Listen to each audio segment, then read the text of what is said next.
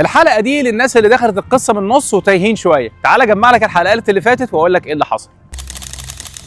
اول ما وصلت تكساس طبعا كان في حاجات كتير محتاج ان انا اتاقلم عليها واتخلص من عقليه كاليفورنيا والسهر والفسح والكلام اللي كنت بعمله هناك.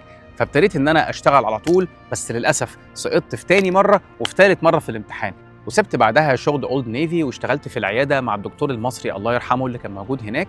اشتغلت معاهم في العياده فتره قصيره، وبعدين اتفتح لي باب الفارماسي تكنيشن، وده كان فعلا تغيير كبير في حياتي. لما اشتغلت في المستشفى سنتين حسيت ان انا فعلا العجله مشيت شويه، وممكن جدا ان انا ابقى صيدلي، ليه لا؟